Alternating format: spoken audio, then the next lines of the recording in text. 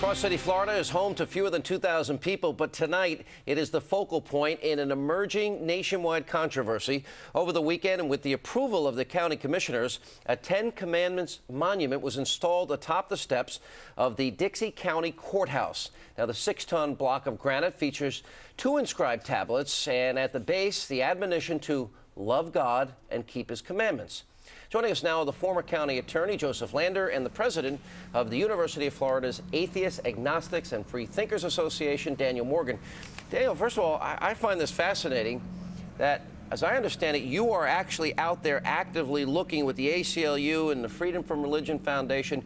You are looking for someone who can bring suit, that would have legal standing to bring suit. You don't even have anybody right now to do that. Is that right? Well, Sean, as you know, this case just kind of came up. I mean, it's a pretty recent thing, and it requires legal standing in order to bring any kind of suit against the government. And in this case, the standing that's required would be that you have to be a resident of Dixie County. Sort of gives lawyers a bad day. They're going to hang out there. Please come and give us legal standing so we can sue. Joseph, as I understand it, this is something that is in keeping with the values of the community, and it would seem very different, for example, from the Roy Moore incident, because this is not inside the courthouse, and it seems to be in keeping with the Supreme Court, and more specifically the Texas and Kentucky cases, right? Absolutely. The community is behind this. Talking with the editor of our local paper today, the overwhelming support has came in for the Ten Commandments monument. One letter to the editor in opposition actually came from Gainesville. We're a very close-knit, tight community, and certainly it does fit within our social morals. So what's interesting, Daniel, is like you're gonna have to go out and find somebody, because nobody's you're complaining about this. Let me ask how far you want to go. For example, I assume if you could, the Declaration endowed by our Creator, you'd want that gone. One nation under God out of the pledge, and God we trust off U.S. coins. You would like to remove those things, wouldn't you? No, Sean. I think in this case there's a clear legal precedent. The court ruled in the Texas case that you just cited that the monument was allowed to stand because there were 38 other historic monuments on the site. So they treated the courthouse as a sort of museum. Right, but I didn't ask you that question. I asked specifically, do you want "In God We Trust" off U.S. coins? If you had your way, do you want one? Hang on. Do you want one nation under God out of the pledge? Yes or no?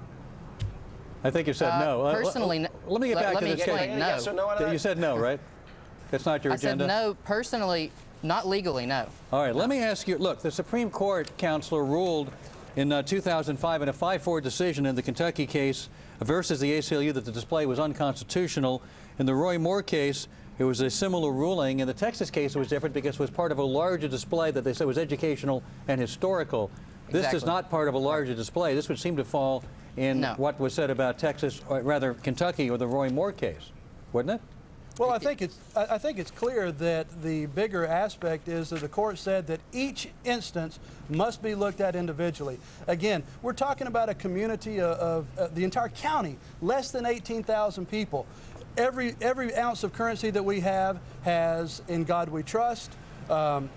Now, this is a different issue than the currency, though. This is an issue that, well, yeah, it may be a different issue, but it's an aspect of trying to remove God from our lives altogether. Well, it's how it's done in what context. Let me ask you this. Is a 6-ton block of granite going to make your community a better community? Will it make it a worse community?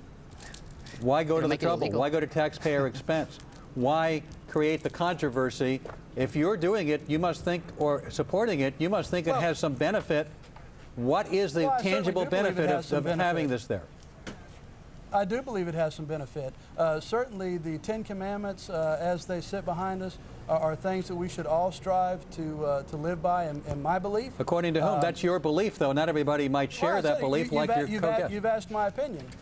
You've asked my opinion. But isn't that you wanting to take your religion and codify it and having it as, that's an establishment issue as defined by the Constitution?